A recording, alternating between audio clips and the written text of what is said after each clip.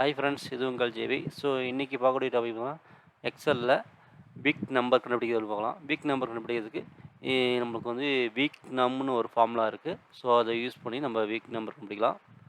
So week நம் serial number date select பண்ணிக்காங்க. So அடுத்த ஆர்கியூமெண்ட் வந்து ஆப்ஷன் தான்.